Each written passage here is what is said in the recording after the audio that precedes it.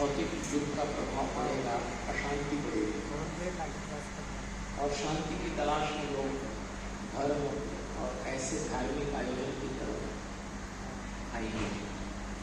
तो वो रेशो ऐसे ही चलेगा, इधर अशांति बढ़ी, इधर खोज बढ़ी शांति की, और शांति की खोज यही पूरी होती है। इसलिए इस तरह की जो कथाएं होती हैं उसमें लोग इसी भाव से आते हैं कि सबको बांट नहीं। तो मुझे लगता है कि धार्मिक कथा भी अब एक आवश्यकता है। गुरु जी, क्या आप ये मानते हैं कि युवा वर्ग आज आध्यात्मिक की ओर ज्यादा जा रहा? मैंने कहा ना आपसे कि युवा वर्ग हम लोगों के मुकाबले थोड़ा ज्यादा डिस्टर्ब और अशांत है। जब हम युवा थे तो हमारे पास जो भी जीवन शैली थी, हमारा माता पिता की आज्ञा मानने का जो रेशो था वो बढ़ा हुआ था। अब आज सब कुछ बदला हुआ है, तो युवा वर्ग धर्म की ओर बढ़ेगा ही, क्योंकि उसकी अशांति बढ़ रही है।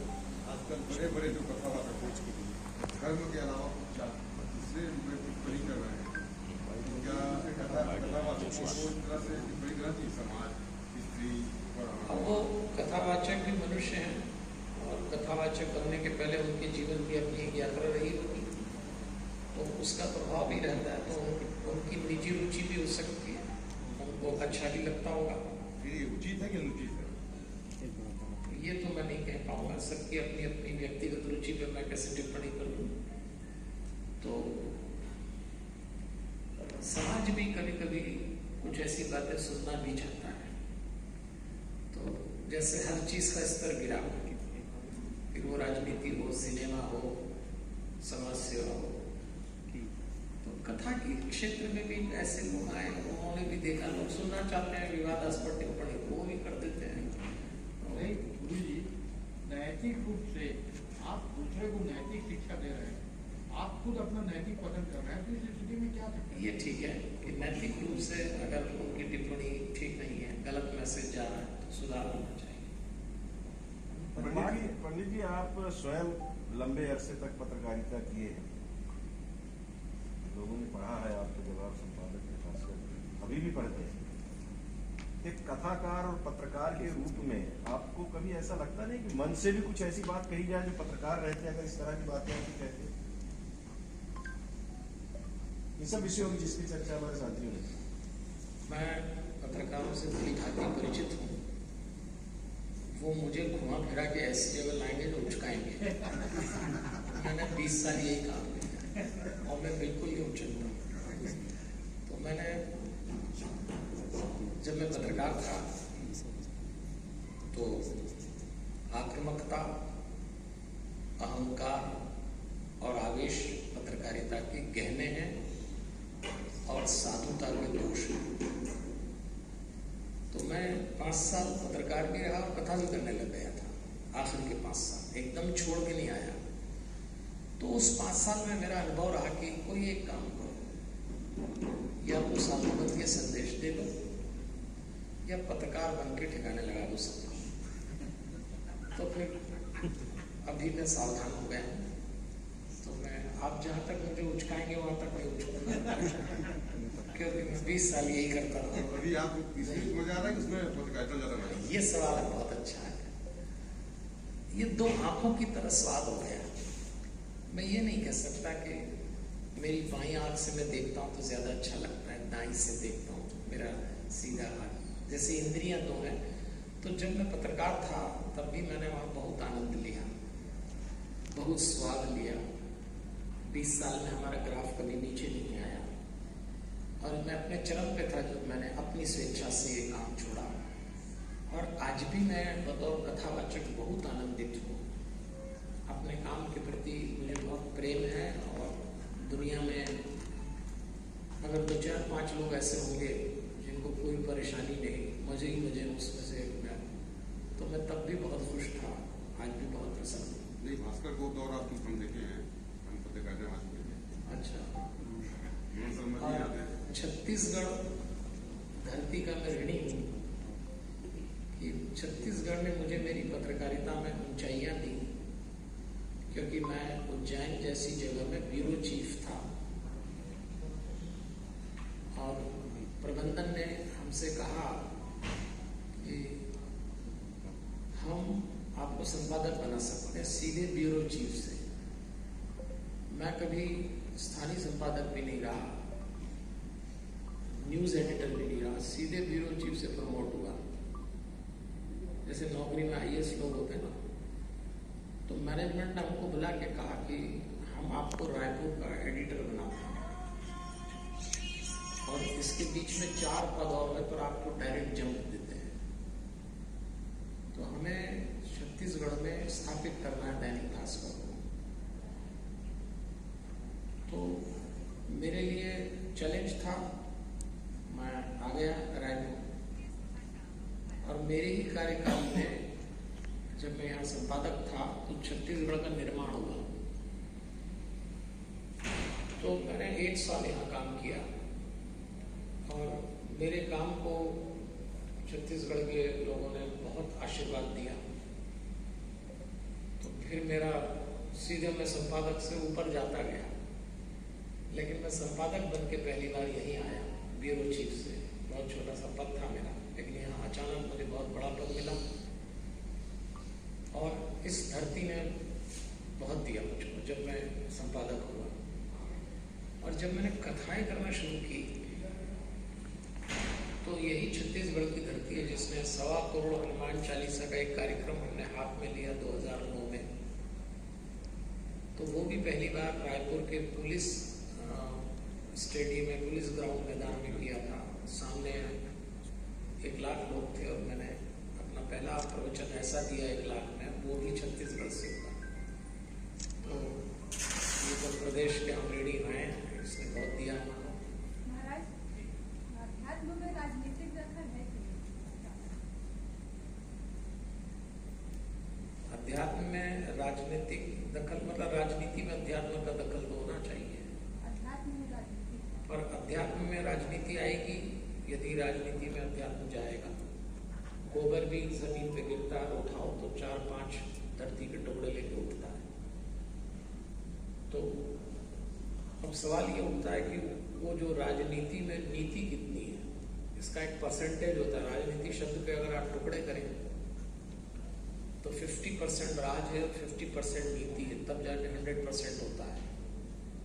पर चूंकि 90% राज है और 10% नीति है, तो अध्यात्म यदि आएगा तो अध्यात्म को बैलेंस बनाने का काम है। और यदि नहीं बना पाएगा तो फिर अध्यात्म में भी कोई राजनीति आएगी। और जिसे राजनीति करना है उसको तो लाभ ही उठाना है, होना भी चाहिए, तो वो अध्यात्म का भी लाभ उठा लेता है। अब कोई राजनीतिक दल है, अगर उसको राजनीति करना है तो उसको लगता है कि ये जो मंच है इसको व्यासपीठ कहते हैं, इस पे जो आदमी बैठता है उसके 1 लाख 2 लाख 15 लाख लोग सुनते हैं, तो राजनेता की क्या दिक्कत है, वो उसको भी तैयार कर लेता है क्योंकि उसको राजनीति करना है। लेकिन जो एथिक्स हैं, जो सिद्धांत है, वो ये है कि राज 50% हो, नीति 50% हो, इसको बैलेंस अध्यात्म बना सकता है। तुम नहीं बना पाओगे तो अध्यात्म में राजनीति फिर घुस ही जाएगी, अध्यात्म का भी नुकसान होगा। लेकिन होना चाहिए राजनीति में। राम राजा बने तो तिलक वशिष्ठ जी ने किया,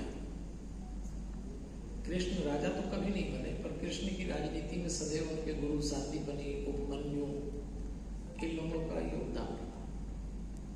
तो अगर गुरु परंपरा और ठीक से धर्म अध्यात्म का समझ हो तो राजनीति में उसका उपयोग होना चाहिए। हिंदू राष्ट्र को लेकर के बड़ी बातें होती हैं। फिर आपने कोई खतरनाक कहा, मुझसे आप मेरी बात करो। मैं कथा करता हूँ, हनुमान जी का बहुत छोटा सा भक्त हूँ।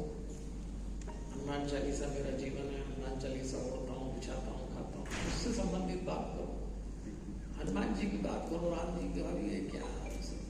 महाराज जी जो झूठ फरेब धोखा की राह पर चलते हैं वो आदमी अपना सुखी जीवन जीता है, लग्जरी लाइफ जीता है। लेकिन जो सच्चाई की राह पर चलता है, जो ईमानदार होता है, सीधा साधा होता है, उसका लाइफ कष्टों से क्यों भरा होता है? आपने जो सवाल पूछा है बहुत बड़ा फिलोसफी है, पर संक्षेप में उत्तर दूं पुनर्जन्म में विश्वास रखते हैं और धर्म नहीं रखते। लेकिन हिंदू धर्म कहता है कि मेरा जो आज जन्म है पीछे से आ रहा है, तो मेरी लाइफ में 25% प्रारब्ध है। जो भी मेरे साथ हो रहा है मेरे भाग्य में कैरिड ओवर कहते हैं अकाउंट्स की भाषा में, तो 25% प्रारब्ध आ गया। आज मैं बहुत अच्छा इंसान हूँ, प्रारब्ध में पता नहीं डाकू था चोर था, आज मैं डाकू हूँ, प्रारब्ध में अच्छा था, वो 25% नेगेटिव और पॉजिटिव आ गया। 25% हमारी लाइफ में हमारी माँ से आता है। 9 महीने मेरी माँ जैसी रही होगी वैसा मैं होगा। 25% पिता से आता है। जन्म देते समय जिस क्षण माँ के गर्भ में पिता ने भ्रूण रखा, उस रात उस क्षण पिता जो थे वो हम हो गए। तो 75% हमारी लाइफ में प्रारब्ध माँ और पिता का है, उनका भी भाग्य है, उनके भी कर्म है।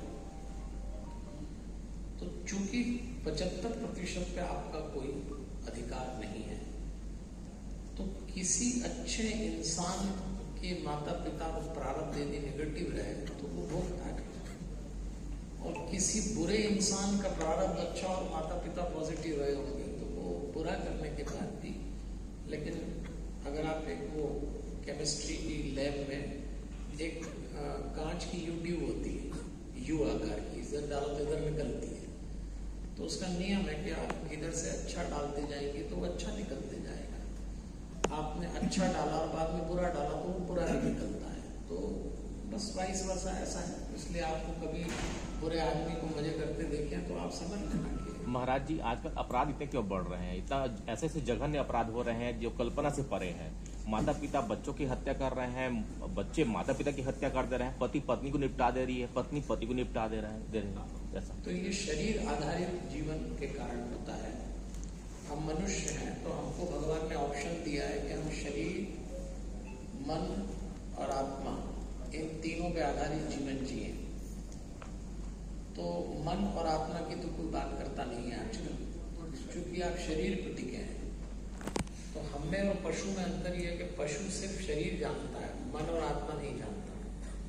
इसलिए ये पाश्विक कृत्य हैं कि पत्नी पति को मार रही है, माँ बाप बच्चों की, पाश्विक कृत्य हैं पशु जैसे।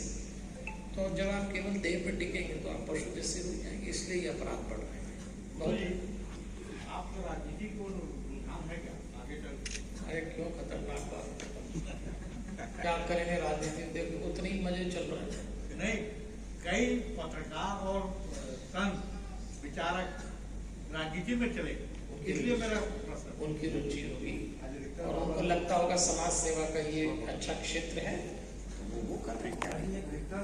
पावर हो गए राजनीतिक और धर्म के नाम से आगे बढ़ रहे हैं, सिर्फ उनका ये दे वैसा क्या हो सकता है, कोई बड़ी बात नहीं, ठीक है, क्या इंटरेस्ट है।